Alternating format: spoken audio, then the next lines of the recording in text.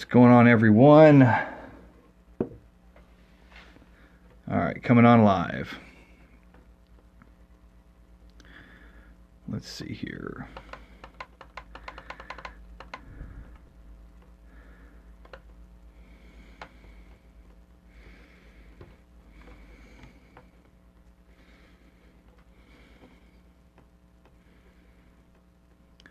Just waiting on some people to check in. That's going to happen today. Give everyone a few minutes. We got somebody here. Good morning, Lisa. Welcome to Rogueways Live. Decided to go live a few minutes early, kind of give everyone a chance to see we're up and see if they want to come out and hang out with us this morning.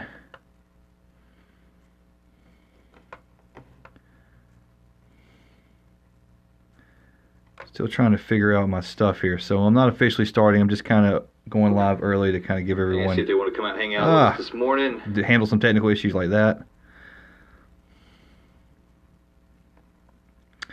Okay, now we're starting to get a few people. Morning, guys. A little bit early, going about 10 minutes early, trying to give everyone a chance to kind of join. Before we start hitting today's topics. And it gives me a chance to kind of figure out the hell I'm doing on this. Alright, we got a few people coming on. What's up, Doug? Bullard? Lonnie, how's it going? Morning, David. Top of the morning, Doug says. Derek says, good morning. Good morning to you guys.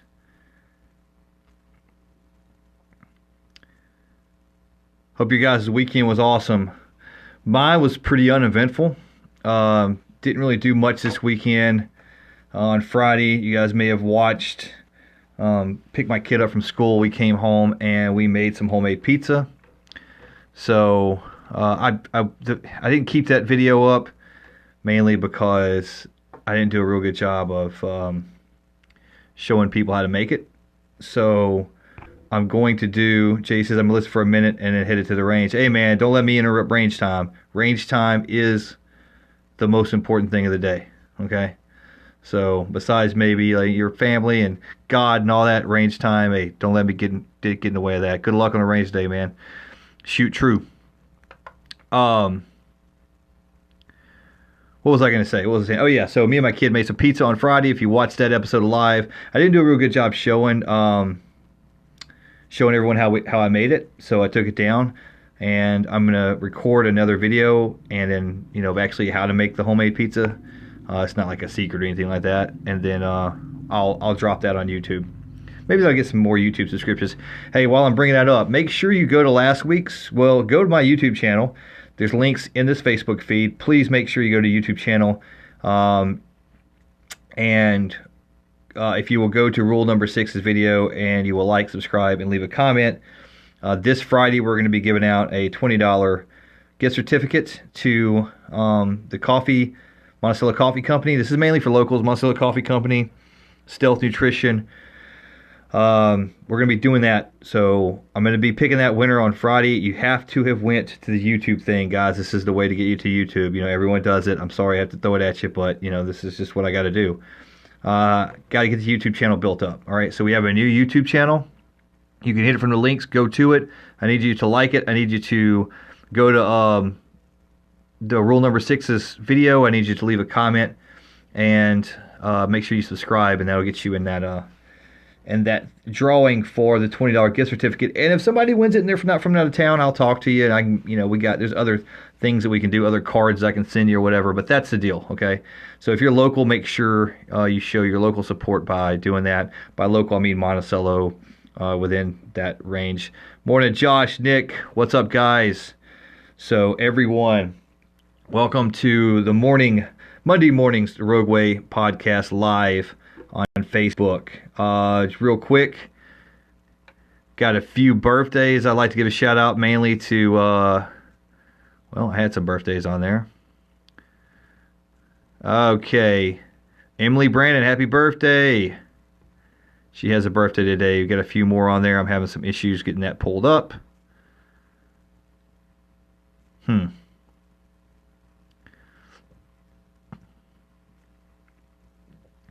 Okay, here we go. Happy birthday locally. Emily Brannon, Melissa Reed. Also, happy birthday to Greg Stone, Lisa Steele, Savannah Langston, Kathleen Holt, John Oliver Davis, Brad Elam, Crystal Davidson, Terry Hunter, Natasha Norris, Brandon Hogg, happy birthday. Those are just a few of the birthdays I'm going to give a shout out to. So if today's your birthday, sucks that you have a birthday on Monday.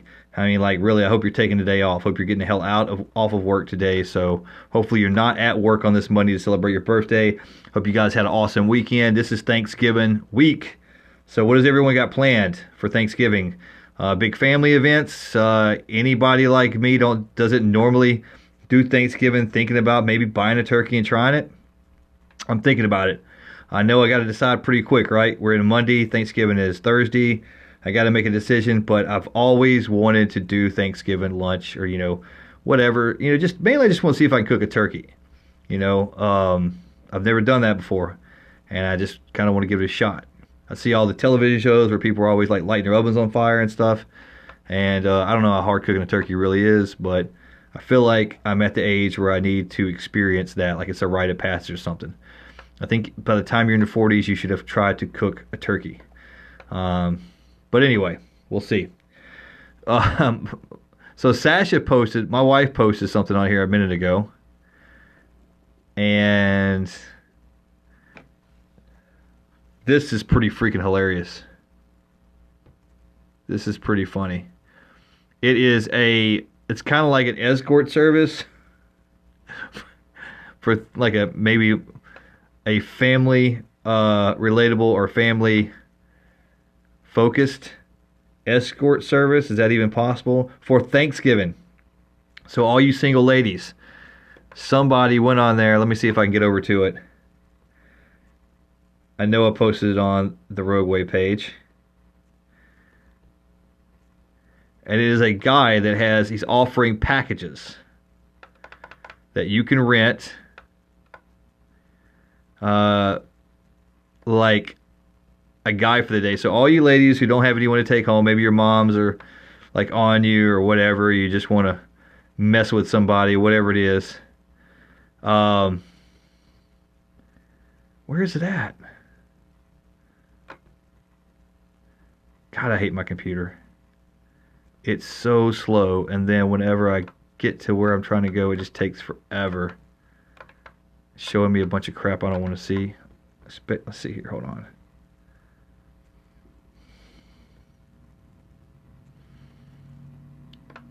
Well, anyway, should be getting there.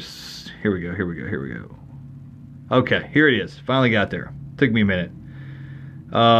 Matthew Siebert is in Searcy, Arkansas. I don't know if I guess this is from him. I don't know. I guess he shared this. Rent your holiday bay right here. You can get a bearded 6'3", somewhat chubby, funny magician, guaranteed to be a hit for Thanksgiving. I've linked this on the page. You guys can roll over there if you want to see what I'm talking about. It says Thanksgiving packages. Don't hesitate. Limited time slots. All right, so this dude's renting himself out for Thanksgiving. So if you're a single girl who's looking for this type of guy to take home and lie to your family to convince them you have a, as they put it, holiday bay. Right here, bearded, 6'3". He's chubby. He's funny. He's a magician. He's guaranteed to be a hit. You can get the bronze package. It's only $50. For $50, you can get this package. You get him for 1 hour. I can't believe it. I feel like I'm pimping out prostitutes. For 1 hour, you get a background story of how you met, your first date. He'll do a few magic tricks, and he'll hold your hand. Okay, so all this in front of your, for your Thanksgiving dinner. The bronze package, you get him for 1 hour. Is that what I said? I said the bronze package? I think I did, didn't I? That's the first one. I'm sorry. The silver package. For the silver package, you get to take this guy to your family Thanksgiving dinner. You get it for 2 hours. He'll give you a background story of how you met, your first date. He'll call your dad Pops. He'll call her mom. He'll give you some public displays of affection, some PDA.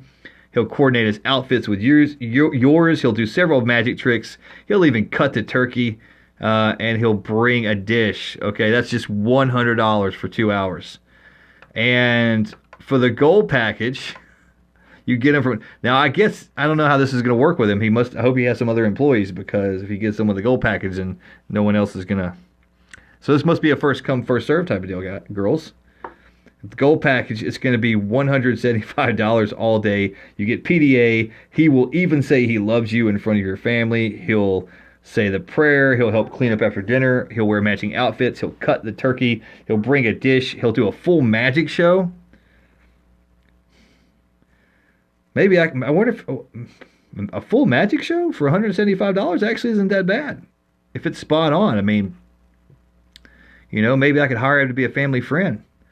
Heidi, what do you think? Heidi Norton, what do you think? You down with this? We hire the guy and he can be your Thanksgiving date? I mean, we get a full magic show out of it. For $175, I'm thinking it might be worth it. Yeah, I might hire the dude and tell my parents he's my best friend and take him up to my Thanksgiving, because if you've been to my family's Thanksgiving, we need a freaking magic show. The Platinum Edition for $350, Gold Package Plus, help decorate the Christmas tree. Extreme PDA, I don't know exactly what that means, but I would leave that one out if he was doing the best friend thing. But Heidi, that's all you, girl. We'll stay the night. Whoa. We'll propose in front of the family. Man, okay, so you're going all over fraudulent engagement here. Talk about future plans and babies. He'll bring the turkey. He'll go hunt with your dad the next morning. 2 hours travel distance. Okay, so that's for $350. I hit a link to this dude's page, to the thing on the Rogueway page. So check that out. That's pretty funny to me. You can, recapping, all you single ladies, you can get a Holiday Bay for Thanksgiving dinner. He's got 3 packages, and basically, depending on how much you want to pay, he'll go with you to your family's dinner. He'll have a backstory. He'll bring a dish. He'll do a magic show. Depending on how much you want to pay, he'll even bond with your dad. Call your mother mom. All right? You can even go as far as fraudulent engagement for $350. He'll fake the whole thing. So if you're looking to get your parents off your back, there you go, girls. There's a picture of them and everything. All those Facebook page right there. Yeah, we appreciate you guys checking in for the Rogueway podcast this morning. Today we're going to be talking about, we're going to have a main topic. We're going to be talking about, I've gotten some self-defense questions. My background as a police officer and military, and as a Marine Corps close combat / martial arts instructor trainer. I've got some people asking some questions about self-defense. My recommendation for martial arts training, basically just basic self-defense, planning and preparation, guns, just all that kind of stuff. So we're going to talk about that here in a few minutes. I'm going to get into some of my recommendations, my thoughts on that. And that might even turn into a series. There's a lot of stuff in that. There's a lot of, directions you can go with this when you're talking about self-defense and how to protect yourself from the predators that are out there, because they are out there. And this time of the year, they're out on the prowl, okay? They're looking to steal. And obviously, if you watch the news, you see that they're evil. Evil is out there, and it is seeking to steal, kill, and destroy. So how to protect yourself and your family from all of that, and some of my recommendations I'll be talking about later. And we may turn that into a daily series this week, going up before Thanksgiving into the Christmas season, especially because Black Friday is coming up, and you're a target. You go to big cities, and people know that you're carrying around money, and they know that you have a merchandise and things like that. So you are a target, and you do need to protect yourself this holiday season. Not everybody out there is there to, to extend holiday cheer. There are people out there who want to steal, who want to hurt you, who want to take things from you, and there are dangerous people out there who will harm or even kill you if they get a chance. So how to better protect yourself. This is a time of the year to where you seriously need to think about doing that. We're gonna talk about that all in a few minutes. First, I'm gonna get into some of my personal stuff, some recaps from this week. So if you guys are Mandalorian fans, Disney Plus guys, if you watched, or people who watched Mandalorian Friday, if you didn't watch it, if you like it, I'm telling you, it's an awesome show. You should check it out. Friday's episode 3 was crazy. I'm not a huge Star Wars geek, so I'm not going to give you a big backstory and do a huge review of the show, but I will tell you this right now. If you liked The Mandalorian, it was an awesome episode.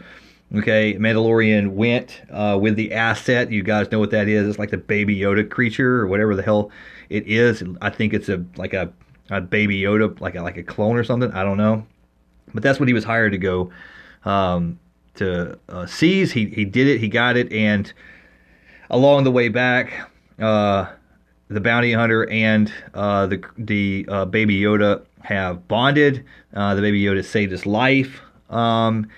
And there's just been an exchange to where you kind of wondered on episode 3, is he really going to turn him over? It was great. He did turn him over. He took the money. He took the money that they paid him, and he bought new armor.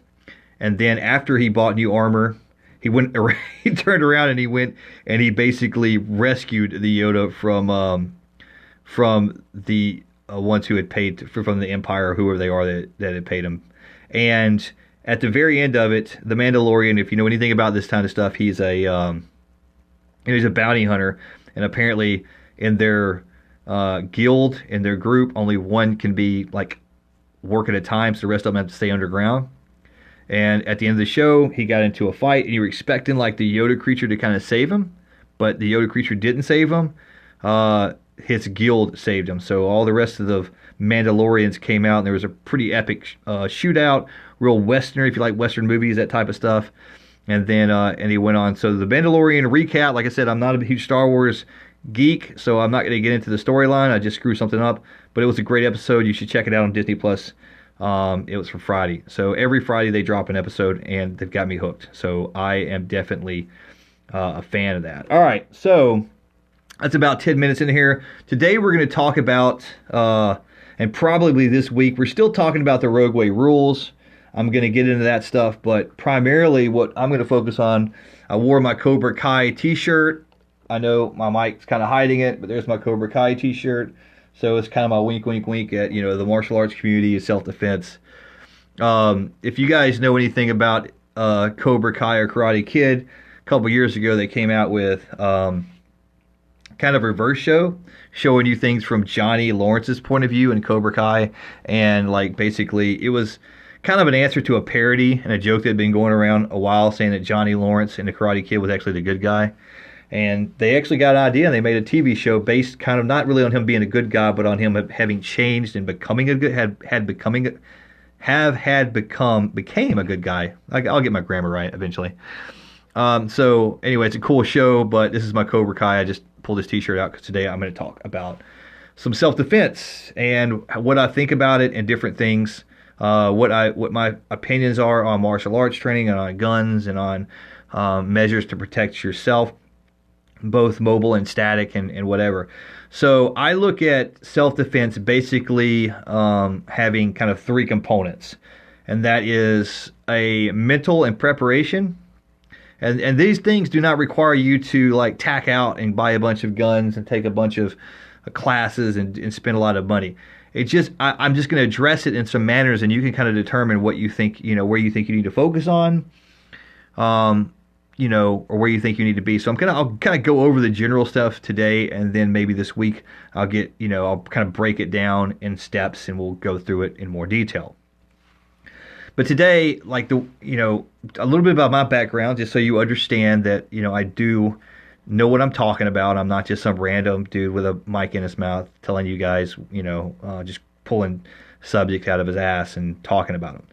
All right, so self-defense, self-protection is something that I have an understanding about. I spent my entire life in one manner of the military, law enforcement, or protection of one way or another. So I started out early. I was in the National Guard my first few years as an adult. Then I went into the Marine Corps, and I spent nearly a decade of my life in the Marine Corps. And when I got out of the Marine Corps, I went into working in the protection world. So I protected diplomats overseas in high-risk areas. And so I have a tremendous amount of experience in the worst case scenarios under those circumstances. And then I went to law enforcement, and I spent several years in law enforcement and kind of, seeing things from that side. So I do have the background. Now the question is, so what do I think, what is my advice to someone who wants to, do a better job at protecting themselves or their family? Well, that is a big question, and I think we'll probably get into that maybe in a series. But let's just start from the way I look at it, okay? Sort of my philosophy of, there are a million books out there. A million's a pretty high number. So there are hundreds of books out there, if not thousands, on self-defense, and most of them are going to be written, the big sellers these days are going to be written by, your special operations guys' backgrounds and stuff. You're going to have SEALs and Rangers and whoever else, your guys who have worked as protection specialists in high threat areas like I have done, or there's going to be law enforcement. There's tons of books out there. And they'll tell you to do this, do that. But the question is, you have to ask yourself, like, what's the big picture? So I break it down that there's a mental aspect of it, and then there is what I call a static aspect of your protecting your family, and then there's a mobile aspect of it, which means moving around. So in the mental, it's just a preparation. And guys, this is the biggest part. Most of protecting yourself and your family is a mindset. It doesn't require a tremendous amount. It really doesn't. It just requires changing your mindset. When I walk around town and I see people, I go to Walmart, I go to town, anywhere I go and I see people, 80% of everyone that I see is their world. They're completely they're completely succumbed by their world. They're just, whether it's their kids or their phone. A phone's a big issue. Everyone's like right here. They're walking around and they have no situational awareness whatsoever. There's none.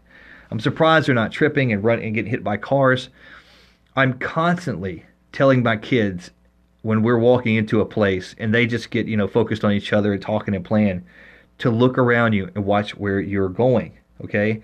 And this is a habit that I'm trying to instill in them early so that they pay attention to surroundings. It doesn't require paranoia or a mindset that says, I'm looking for the bad guy around every corner. It's just about knowing what's around the corner, and not even just for self-protection, just for common courtesy. I don't run into people. I don't bump into people. But my kids would bump into everybody and run over everyone if I let them. But there is a big part of mental protection of yourself and your family is simply knowing what is around you, okay? Thinking about where you're going, what you're doing, and actually paying attention to what's going around you. When I was overseas, we had a saying that's always have a way out. Always have a way out. And what that meant is that you were always looking not just at where you were at, but ahead of where you're at. You're always, in a way, planning if something was to go bad, I know what I'm doing next, or I know how I'm getting out of the situation. Why did this pop up and cover my entire screen? Okay. I don't know what's going on here. Drag or click. I don't need to do that. All right. So anyway, we had a saying, it was always have a way out, and that just simply meant to always be thinking ahead. You're here and you're driving down the road. Something could happen. You could be attacked, whatever it is down the road. Always be looking around and know that at this point, if something happens up there, I'm going this way. And that was simply to evade. That was simply to avoid danger, to avoid a situation.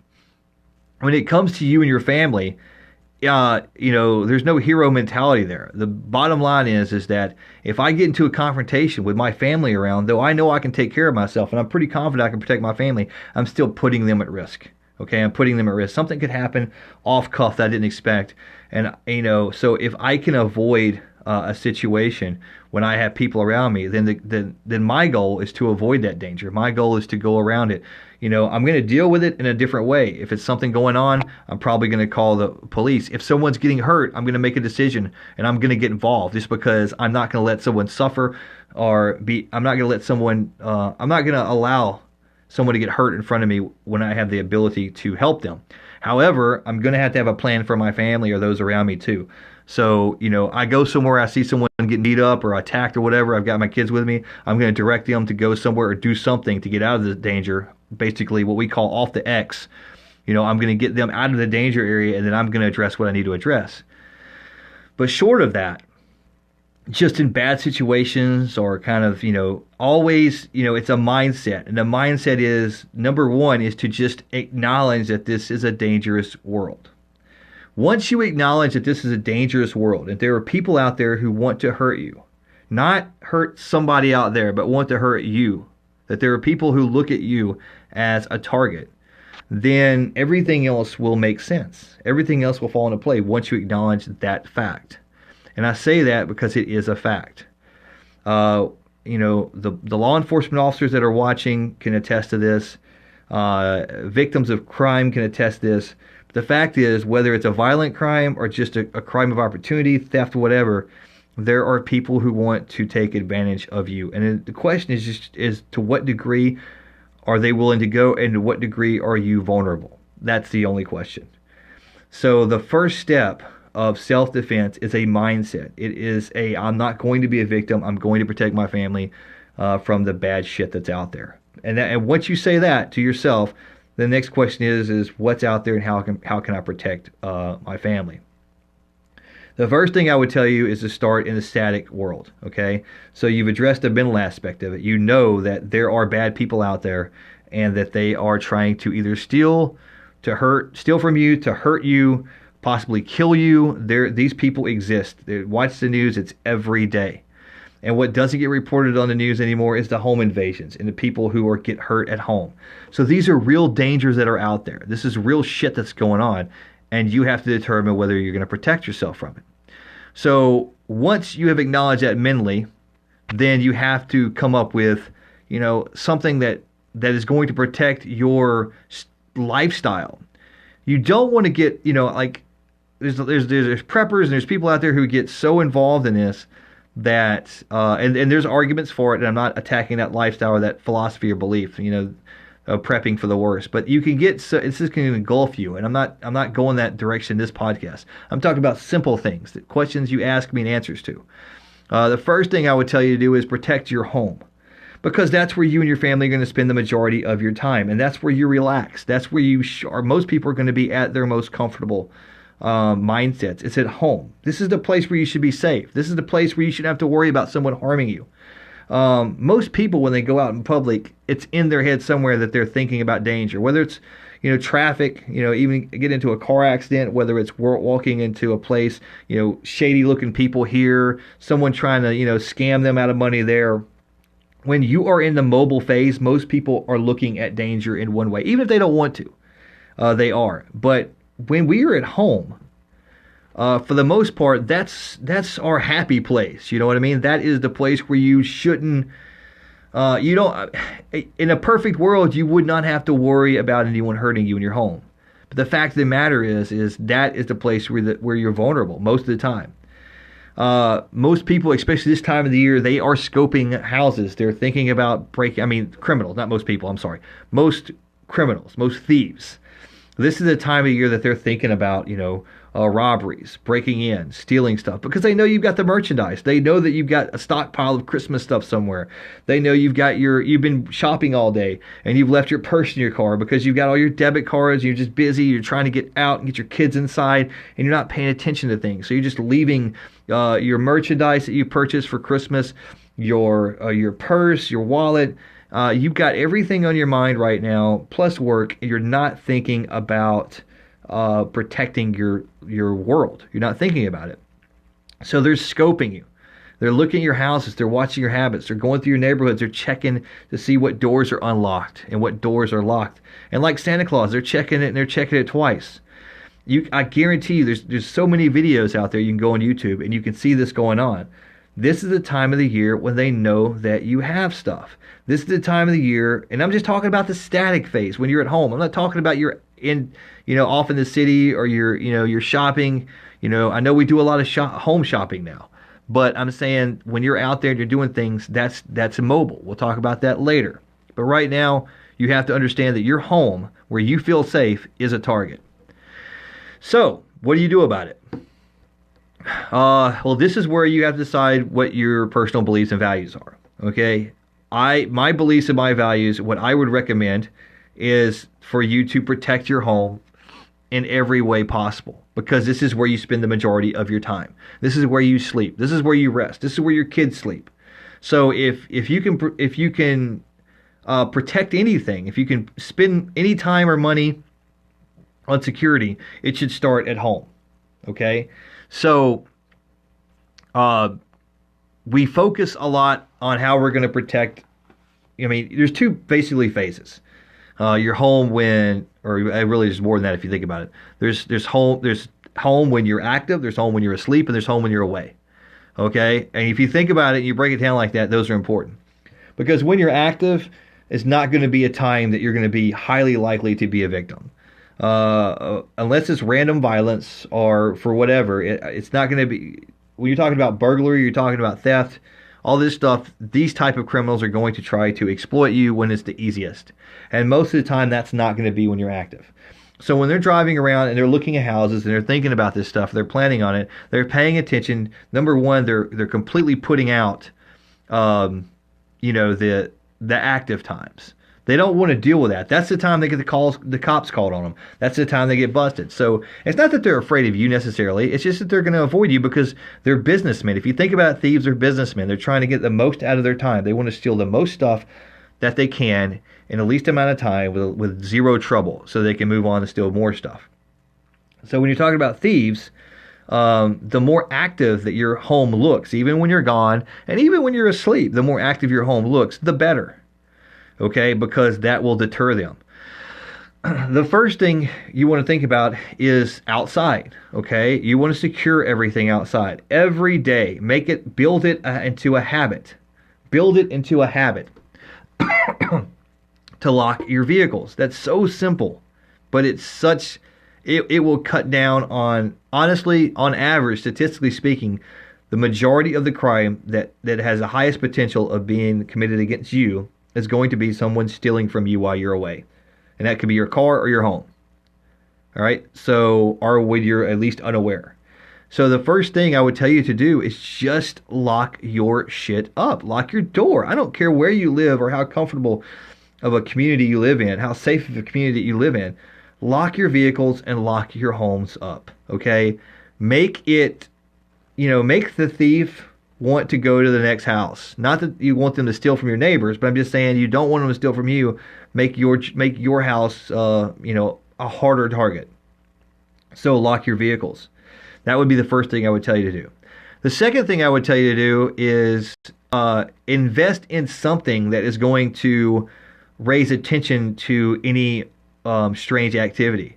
Now, this can be a lot of things. This could be car alarms. This could be home alarms. This could be dogs. This could be a neighborhood watch. This could be someone else. This could be a home sitter. This could be anybody or anything that that is basically under, their attention is up. Your home is under some type of observation, whether it's physical observation from a person or an animal like a dog, or whether it's under electronic observation like a surveillance system or a security system, a home security system, whatever.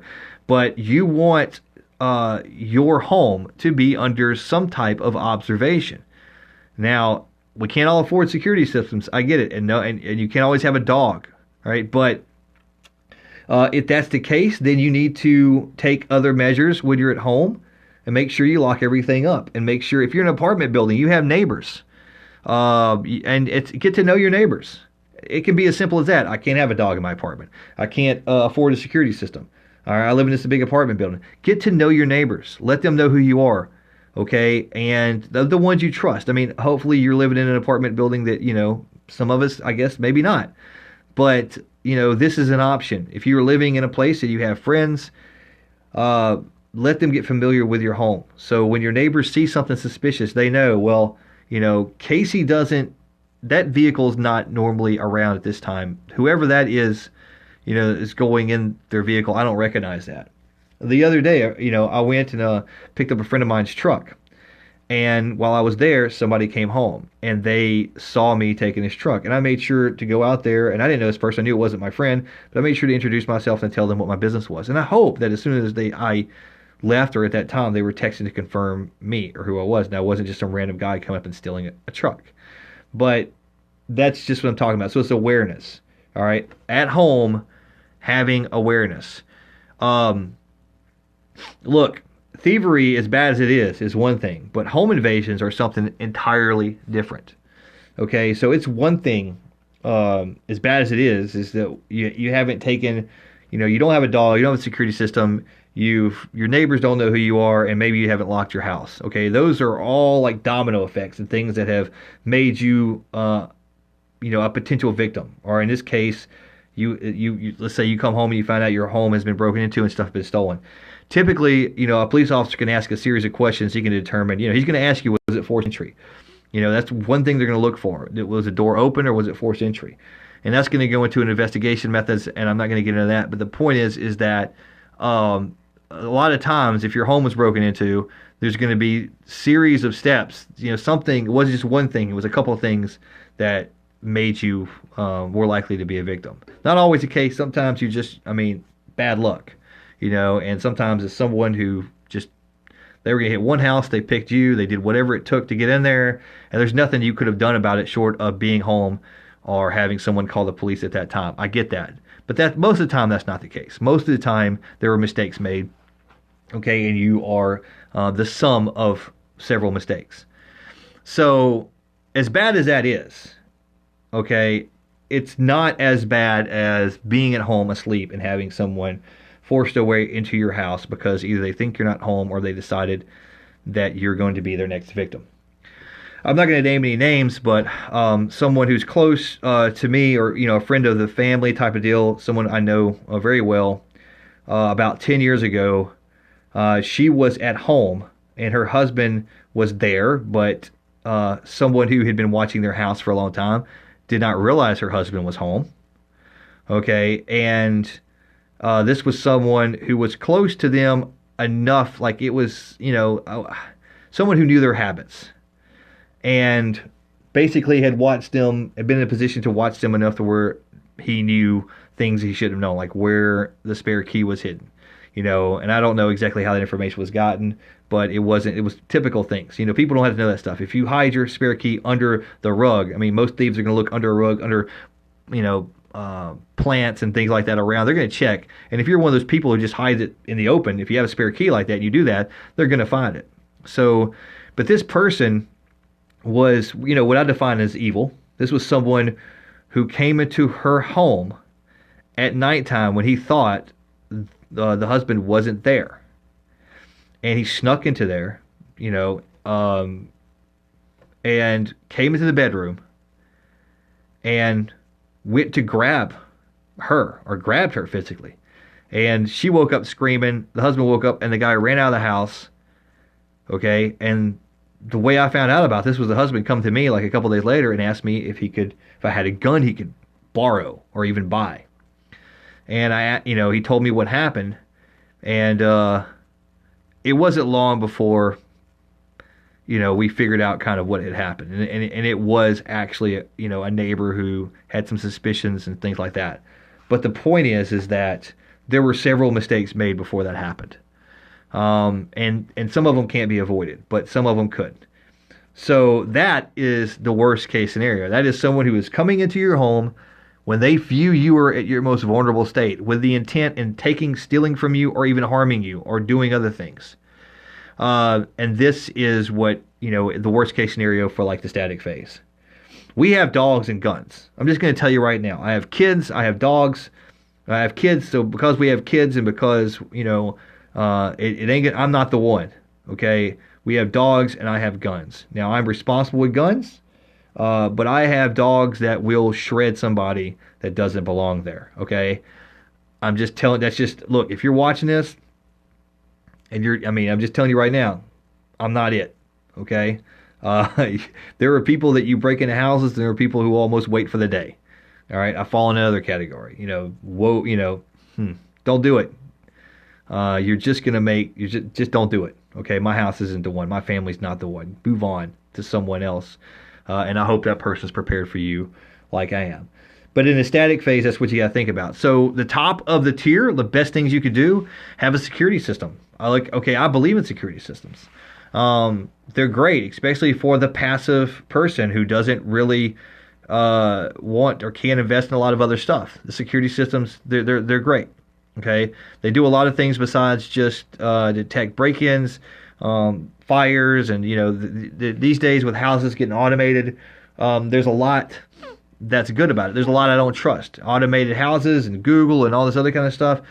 Those things can be hacked, and you're moving into a whole different level that I don't even want to get into right now. But an isolated security system that is in itself just connected to your home and to the local authorities that will just call the police or the fire department, then I do endorse that. I think that's a great idea. If you can afford that and you can do it, security systems are definitely a good blanket of protection. And those things are, good depending on what levels that you get into, the more money or whatever. I am a dog guy. I believe that if you can afford and you can have a dog, then you should get a dog. And though dogs are great for companions, your first consideration for getting a dog should be home security. You want a dog that can actually, pull his weight. It's great to have a cute little puppy or a dog to be as a companion. But I think your first and foremost thought in purchasing an animal or a dog is, what can it do for my home and the safety? So I'm not going to get into what dog breeds of that. I have 3 dogs. One of them is obviously not for security. It's a weenie dog. I don't think it can protect the house, but who knows? But we have a pit bull who is just a friendly dog to us, but very strong dog and very protective of the home. And we have a German Shepherd. So I feel completely safe when we're away in those dogs because they go in and out. So the person who comes by the house and thinks, well, the dogs are outside, I'm going to go inside, it's going to have a rude awakening. All right. So we have the dogs go in and out, they stay inside, and that's a great thing. So if you're someone who has a security system, that's awesome. If you have dogs or both, you're even better. Okay, so on the subject of guns, I don't offer any, don't consider this is something to think about. I am not offering advice, and you're responsible for your own actions with guns, but I live in a pro-gun place, and I am pro-gun myself, so that's just the way it is, okay? Guns are just a piece of metal. They only react to stimuli. They only do what is done. I mean, they respond. A gun is a machine. That's it. That's all it is. So if you keep, I think guns are something. I do believe a family should have a gun, but I believe a family should have a gun responsibly. So, or more guns, or where I'm at, like I don't know. Most people have more guns than they have a lot of other things. So, and no one, there's, the mass shootings aren't occurring, and all this other bad stuff doesn't occur. I live in a culture of guns, and we have almost, there's almost no gun crime. So, the guns aren't the problem, people are. Guns are something that I think is vital to those who take self-protection seriously. But, you can do without it. If you plan and you have the right things. If you do the right things, you can obviously survive without guns, but I do support it. So what I'm going to say on this one is, when it comes to gun training and gun storage and safety, there are plenty of resources out there that can do that, and that would be a whole subject in itself that we'll probably get into if I do this in a series. But I would tell you that that I do support. I do think that guns are vital. I think they're a tool that is for your protection, not just for sport and hunting. I think it is something that is vital for self-defense, for home defense, and I endorse people to carry. But I also would tell you to go through all the training. And there's a lot of people out there carrying guns who are horrible with them. They keep them at their house, and they don't keep them with safe manners, and they have children that don't understand how serious they are. So train your children and keep them put away safely. Store them safely, and train and teach and train and teach and train and teach your children. Okay, so they understand it. I grew up with guns. I never did anything unsafe with a gun because I was taught and properly, and I was disciplined. So that's that. But in the static world, which is mainly what we're talking about today, how do I protect my home? Number one is awareness. And awareness is both information in and information out. So what do I mean by information in and information out? I mean, it's cool to know what's going on. I mean, you need to know what's going on in your world. You need to pay attention to your neighborhood watch. A positive relationship with the police department and the sheriff's department in your area is a big plus. Okay, they're out there to help you. Okay, you have to protect yourself, but they're out there to help. So having a good relationship with law enforcement, having a good relationship with your neighbors, taking some measures like keeping your stuff locked up, okay, keeping your vehicles locked up, keeping your homes locked up. If you can afford a home security system, these are things that do not interfere with your lifestyle. They don't turn you into, if you hate guns, they don't turn you into a gun person. They don't do anything. These are stuff that do not change your lifestyle. Locking your stuff up, having a relationship with your neighbors, having a relationship with law enforcement, and paying attention to what's going around you. And that's taking in, putting out. Okay, information sitting out there, being known as someone who is active, being known as someone who is aware. Okay, having a security sign, let people know that you have a security system. Having a dog lets people know that you take your security seriously. There's things that you can do out there. There's signals that you can put out there to where people will see that and say, that's not the one I want to mess with. We're going to move on. Okay, that's not it. So being known as someone who takes protecting their self and their family seriously, who takes that seriously, is a good way to deter crime against you. People will, these predators will move on to other targets. So basically not being a target, and that's in a static environment. So those are, things, advice I would give you. There's a lot of little things that you can do around your home. Even the care that you give around your home is a signal to people. When they see that someone who is really keeping up their home, this is someone who takes their home seriously, that will, in a sense, it could change someone's mind about whether they're going to break in or not. At the same time, keeping all of your valuables, look, during Christmas time, we all want to have our Christmas trees up, and we all want to have all our presents under them and all that. It looks great. And it looks, and from the street, it looks great. But I'm just saying, at nighttime, it might be a good idea when you go to bed to, close your windows so people can't just look inside. Understand that if my lights are on inside and there's no lights outside, then everyone can see in my house just as clear as I can see in it. Something as simple as turning the lights on outside and turning them off inside makes it difficult for someone to see inside, okay? And then you throw a German Shepherd in there that runs up to the window and hits the window when someone walks up to it, all right? And that is that's putting the right vibe out there so people know this isn't a house I want to mess with. So the 3 stages to protect yourself, starts with your mental aspect of planning, and then your static, which is at home, and then your mobile, which is when you go off, all right? You leave your home. So today, we're talking about static, and we're talking about, the mental aspect of it. So again, in recap, number 1, acknowledge that there are people out there who want to hurt you. Number 2, acknowledge that you have property that is desirable to others to steal. Okay, this happens all the time. Lock it up, secure it, take it out of observation. Don't just lock your purse in your car. Take your purse out of your car. Don't just lock your stuff in your vehicle. Take the stuff out of your vehicle. Taking a key out of your ATV front yard is great, but why don't you move your ATV into the backyard or put it into the shed and lock it up? Secure this stuff is what I'm telling you. Not only does it make this stuff less likely to be a target of theft, it also makes you less likely to be a target of violent crime.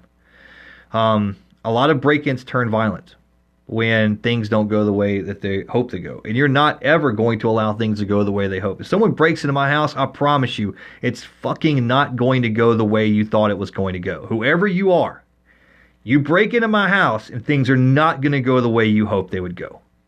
All right? They're going to go the way I decide they're going to go. So I just want to make that clear. And that's going to be a bad day for you. It's that mentality right there that will put you on a path.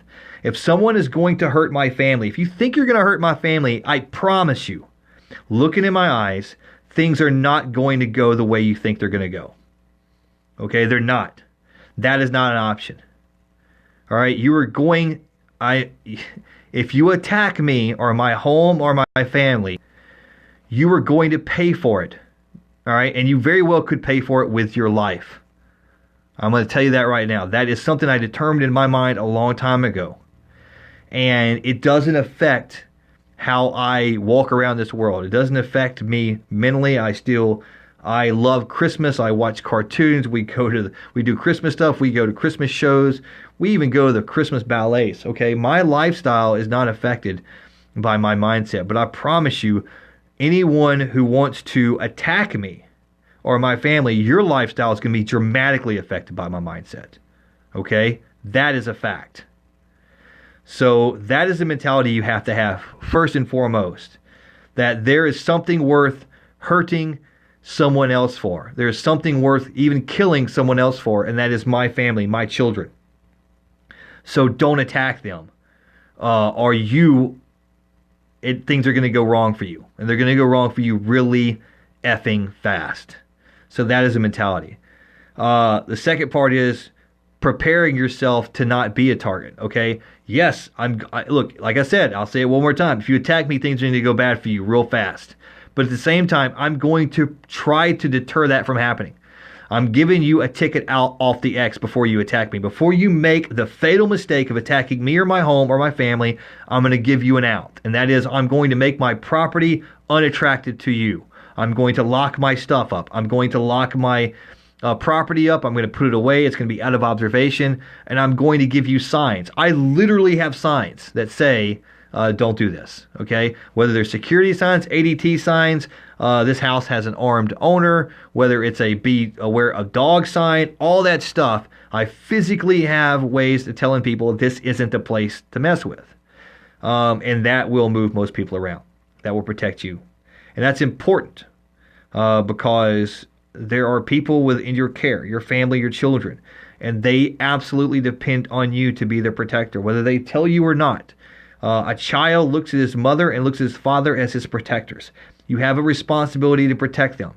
The police, the sheriff, they cannot protect you, okay? Not all the time. They have a lot of, ground to cover. I promise you. The chances that they are going to be at the right place at the right time are very slim. For the most part, they're going to come in and deal with the aftermath, and they're going to take the report, and they're going to deal with that. It is your responsibility to protect your family. So that is how you do it on the static level, thinking like that. So on tomorrow's podcast, we're not going to talk about it today because there's a lot of stuff when it gets into mobile, and then we start talking about things like that. We'll get into the mobile stuff later. I will talk about for a few minutes today as far as self-defense. People ask me simple questions and I take them for granted. Like I don't take them seriously, but they are serious questions. Should I take martial arts training or should I have a gun? I think you should train everything. Okay, that means train to shoot and train to fight. That's my opinion. Okay, train everything.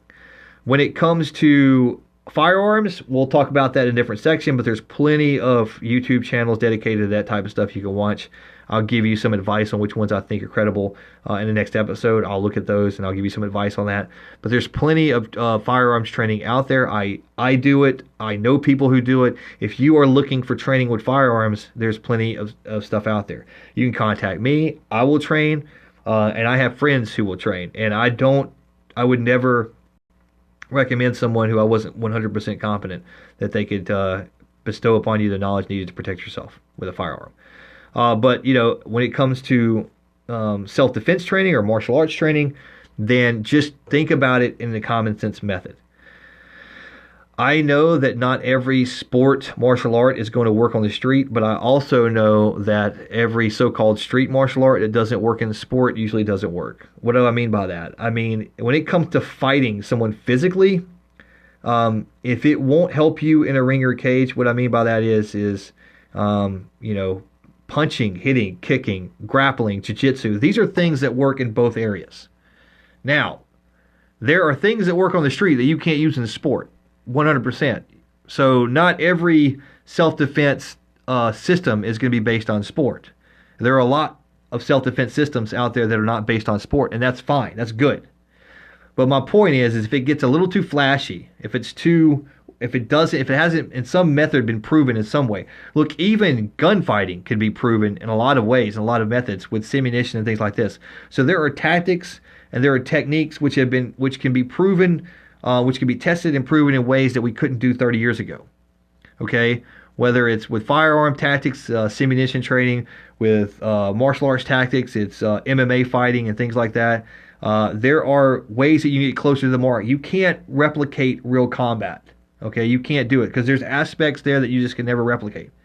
But there are things that can be closest. So what I tell people, when you talk about self-defense training, if you're talking about martial arts or combatives, if you're talking about that type of stuff, then you can't go wrong starting out with basically the big three, which is what I say: jiu-jitsu, boxing, and hitting skills. Okay, when I say the difference between boxing and I say hitting skills, is when I talk about hitting skills, I'm talking about not just throwing hands, but leg kicks, knees, and things like that. So your close combat hitting, which is your infighting, your elbows, your knees, your very violent strikes.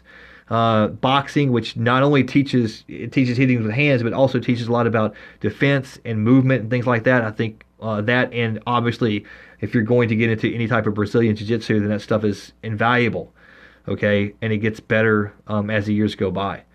So those are the directions I would tell you to go. I would tell you to stay away from these things on YouTube, how to end a street fight in 3 seconds and all this other kind of stuff. Though there might be some good material out there, a lot of that's crap. A lot of that is people who have taken stuff out of context. They were in the military for a couple years, they learned some combatives, and now they're telling you that this is going to save your life on the street. It may, but don't be led astray. Most military guys out there who have done combatives, I don't care what team they were with, I don't care what they were with or how special operations they were, most of them can't fight hand to hand. They can't. Most of them can't. I'm just going to say this right now. You don't be fooled by freaking Green Beret this, Navy SEAL that, Marine this, whatever. Don't be fooled by that. Most of them know very little in that specific thing. May not know much more than you. But where the military and the law enforcement mindset does help them is they have a big picture understanding. They understand combatives in the big picture, okay? They understand how to use weapons. They understand how to shoot. They understand how to do things that will save them in the big picture. But when it just comes down to hand-to-hand techniques, they may not know any more than you do, okay? Just because they spent a few weeks learning this or a few weeks learning that. But at the same time, there are military guys out there who are trained heavily in this stuff, all right? And I can, there are Marines, there are special operations guys, or just regular military guys who are trained heavily in this type of stuff. And most importantly, they train themselves heavily. Okay, you can't teach somebody into excellence. They can only learn into excellence. That means is you could teach me, I could have the greatest fight instructor there is on the world of whatever art, the greatest boxing instructor, the greatest jiu-jitsu instructor. I could have the greatest instructor, mentor, coach, or whatever of anything that I want. But just like self-defense, what we're talking about is you cannot teach me into excellence. You cannot teach me into protecting myself, my family. I have to learn it. I have to dedicate it. You can teach me a couple of techniques, a couple of punches, a couple of throws, maybe a couple of things on the ground, a choke or two, and I can take those few techniques, 5 or 6 techniques, and I can become the most dangerous person you'll ever run into on the street. Not because I know a lot of stuff, but because the stuff that I know very well. And I am excellent at employing it. And that, on top of a self-defense mindset, will put me in a position to where I am a dangerous target. All right, so I will leave you with this. The mentality that I'm trying to get across to you today, and like I said, this will be a series. We'll talk about this more tomorrow. We'll get into more specifics of different things. But what I want to leave you with today, the mindset of it, is you want to be the predators, the attacker, the aggressor. You want to be the biggest regret of their life if they even live through it. Okay, that's what you want to be. If they break into your house, whether it means they go to jail, the system that you've employed gets them caught and quick and the law enforcement takes them and they go to prison, or whether it means they come into your house and think you're a victim in the middle of the night and you just F them up. and then law enforcement takes them away. Whatever it is, you want to develop the mindset that you're not a victim and that anyone that attacks you, it's going to be one of the biggest, if not the greatest regret of their life, if they even live through it. That's the mindset I'm talking about right there. Once you develop that mindset, a lot of stuff will come pretty clear to you about how to do that. And I'll be glad to help you along the way. So this week we'll be talking more about self-defense. Today we got into a lot of the static aspect. Tomorrow we'll talk some more about the static and recap, and we'll also get into the mobile aspect. And when we get to mobile, we'll talk more about firearms training and self-defense training and what's appropriate, what may not be, and options for those of you who aren't interested in certain things but are in others. I understand that we're all different and we have different values. Okay, here you can absolutely hate guns, and you can come to me and say, I hate guns, but I want you to help me defend myself and my family better.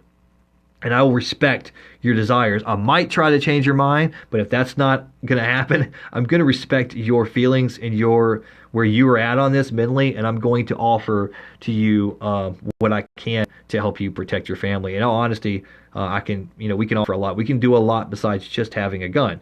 I'm a pro-gun guy. I carry. I think you should carry if you can. But at the same time, if that is not an option for you for whatever reason, I understand that, respect that, and there are a lot of ways that you can help law enforcement protect you, and you can protect yourself even without a firearm. There's tons of it. People do it all the time. Okay, there's a way to do it, but you have to adopt the mentality that you're not going to be a victim. You have to adopt the mentality and understand there are people out there that want to hurt you, and that you're not going to allow that to happen. And if anyone tries to hurt you, tries to take from you, that is going to be one of the greatest mistakes of their life. It will be one of the biggest regrets of their life. Okay? I think that'd be cool on a t-shirt. I don't know. Maybe that would be a good sign to actually physically walk around with that on a t-shirt. You attack me, I'm going to be one of the greatest regrets of your life. So I don't know. Just throwing that out there. Guys, I appreciate you hanging out with me this morning as we talked about some things on this morning's show. Thanks, guys, for hanging out. I hope you guys are watching this in replay. It will be on here on my Facebook personal page. It will also be on the Rogueway. Hop over to the Rogueway page real quick and hit follow on there. Okay, that's on Facebook. It's just www.facebook.com/The Rogueway, all one word. Actually, The Rogueway Podcast, I believe. But you can link it from right here from my personal page. And then after you do that, you're already on a roll. You might as well hit one of those links to one of the YouTube versions. This will be on YouTube later. Hit the YouTube. This will be labeled self-defense tips or something like that. I'll title it, but it'll be mainly the mental aspect or step one, your mindset. We'll just do that. This will be self-defense mindset on YouTube for the Rogueway.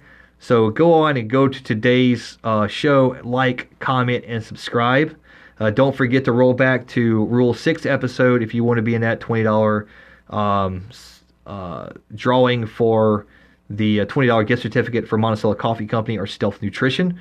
Okay, or even, like I said on the other ones, if you like to partake of alcohol or of liquid beverages that are not coffee or Stealth, then I could probably get you something on that, $20 gift certificate to some other type of drink.